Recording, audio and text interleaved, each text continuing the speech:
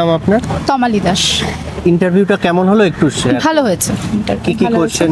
আমাকে মেনলি আমার সাবজেক্ট থেকে কোশ্চেন করেছিল, ইংলিশ অনার্স থেকে করেছিল। আর আমি একটা স্কুলে পড়াই, সেটা ওনারা জানতে চেয়েছিল আমি কি কি পড়াই, কি কি বিষয়ে।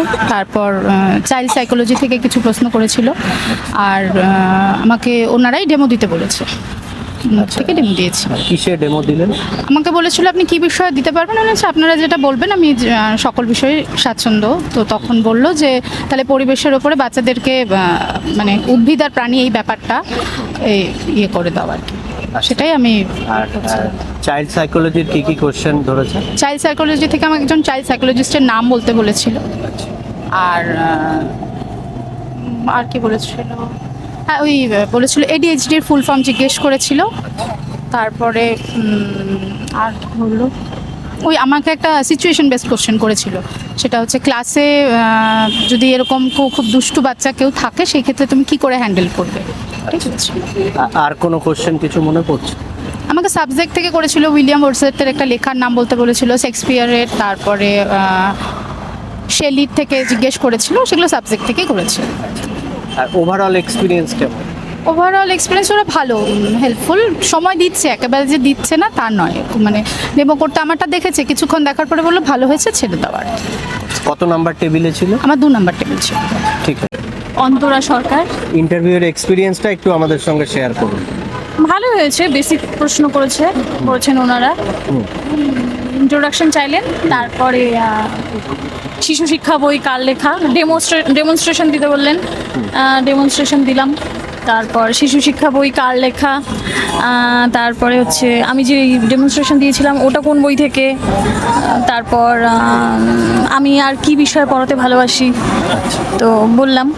তারপর বললো যে বাটারফ্লাই তো টেক্সট বই, তো টেক্সট বইয়ের পাশাপাশি ইংরেজি আরেকটা বই আছে গ্রামারের, সেটা সেই বইটার নাম কি, এই তো।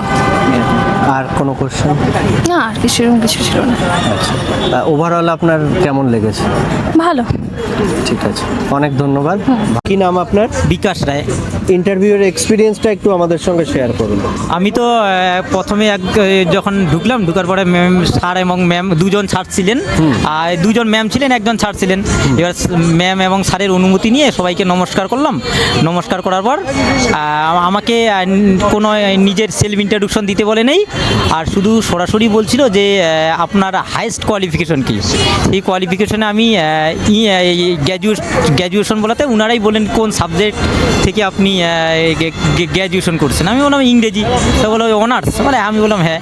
তারপর সরাসরি অনার্সে ঢুকে গেল। তাহলে ঠিক আছে, তাহলে আপনি শেক্সপিয়ারের 2টা নাটকের নাম বলুন। তো আমি মোটামুটি দুটো বলতে পারি না, আমি একটা নাটকের নাম বলছি, ওথেলো যেহেতু বলছি। এবার ওথেলো বলার পর তাহলে ঠিক আছে, ওথেলোটাকে ডেমনস্ট্রেশন করে দেখান। তারপর যখন ওথেলোকে ডেমনস্ট্রেশন দেখানোর জন্য আমি উঠলাম, তখন ওর স্যাররাই আটক করে দিলেন যে না ওটা করানো যায় না, ওটা আর করতে হবে না।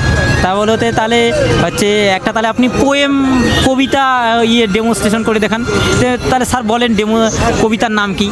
তা বলো যে ঠিক আছে, তুমি ডেফোডিলস নামে কবিতাটা যে আছে ওই কবিতাটা হচ্ছে ডেমনস্ট্রেশন করে দেখাও। তো আমি ওটার জন্য উঠছিলাম, তখন বলে না ওটা করতে হবে না। তারপর বলে তখন তুমি আপনি একটা প্রাইমারি স্কুলে যে কোনো বিষয়ে আপনি একটা ডেমো করে দেখান। তো তখন আমি আমার ইচ্ছে মতো অঙ্কর থেকে বলছিলাম। হ্যাঁ, অঙ্কর থেকে বলার পরে গুণনীয়ক এবং গুণিতক আমি বেছে আমি হচ্ছে মোটামুটি ওটা ডেমোটা দিয়ে দিচ্ছিলাম। এবার ডেমো দেওয়ার পরে ওখান থেকে কিছু আমাকে মূলত সংখ্যা কাকে বলে এটা জিজ্ঞেস করছিল। তারপর একটা ইংরেজি সেন্টেন্স দিচ্ছিল, এই মুহূর্তে আমার সেন্টেন্সটা মনে পড়তেছে না।